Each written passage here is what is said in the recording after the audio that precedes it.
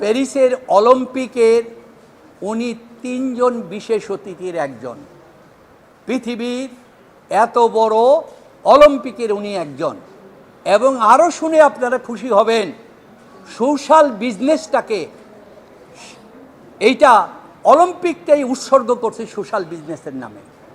এইটা হচ্ছে বাংলাদেশের গর্ব। আগামী 100 বছর পর, ইউনুসের পর, রবীন্দ্রনাথের পরে 125 বছর পরে নোবেল পেয়েছে দুইজন। ডক্টর ইউনুসের পরে নোবেল পেয়ে সারা পৃথিবীর সমস্ত নোবেল এবং সারা পৃথিবীর রাষ্ট্রনায়ক, সমস্ত জনগণের নেতা বাংলাদেশের একজন হতে পারবে, এই আশা হয়তো আমরা করতে পারি না। আর এই ব্যক্তিকে বলা হয়েছে যে আপনি রাষ্ট্রদ্রোহী করেছেন। কি করেছেন? উনি 21 তারিখ বাংলাদেশ ছেড়েছেন আপনার প্যারিস অলিম্পিকে যাওয়ার জন্য। সেইখানে প্যারিস অলিম্পিকে যাওয়ার পথে উনি বাংলাদেশের এই ঘটনা দেখেছেন। এই ঘটনা দেখার পরে বাংলাদেশের কয়েকটি টিভি সব সময় ডক্টর ইউনূসের বিরুদ্ধে অভিযোগ করেছেন, যেমন ৭১, সময়, ডিবিসি, এবং এই টিভিগুলি বলেছেন আপনি তো দেশের পক্ষে কথা বলেন না, আপনি বিদেশের পক্ষে কথা বলেন। তিনি নিজের চোখে দেখে গিয়েছেন, উনি জাতিসংঘের মহাসচিবের একজন, অন্যতম 7 জনের একজন উপদেষ্টা। ওনাকে যখন ওনার দেশ সম্পর্কে বলা হয়েছে কি, তখন তো উনি বিবৃতি দিতে বাধ্য।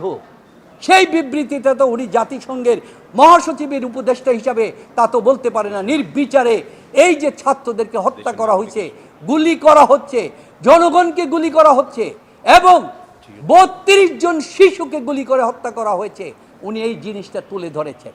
এবং উনি এটা তুলে ধরে বলেছেন এই জিনিসটা হয়েছে কেন? কারণ একটি সঠিক সাধারণ নির্বাচন ছাড়া সরকার হওয়ার কারণে আজকে এই ঘটনা হয়েছে।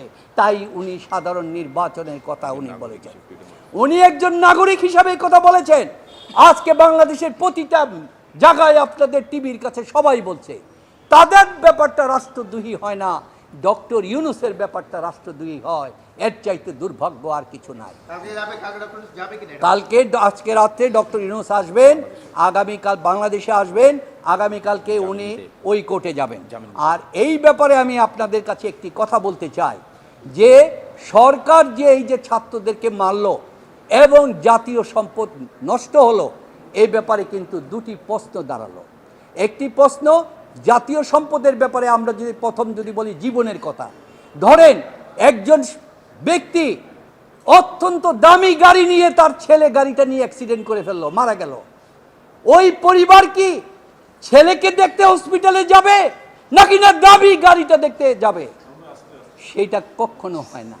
তাই আজকে যেই সম্পদের কথা বলা হচ্ছে, মেট্রো রেল এবং এগুলি, একজন আইনজীবী হিসাবে আমরা কিন্তু একটু সন্দেহের দৃষ্টিতে দেখব।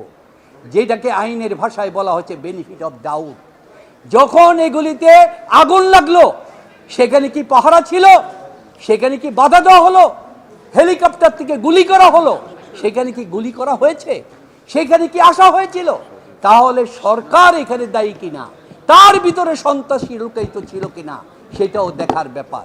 আর এটার অন্যতম উদাহরণ হচ্ছে বঙ্গবন্ধুর মার্ডার কেসের খন্দকার মুস্তাক আহমেদ হওয়ার পরে যে 23 জনের মন্ত্রিসভা হয়েছিল, সেই 23 জনের মধ্যে 22 জন ছিল বঙ্গবন্ধুর মন্ত্রিসভার সদস্য।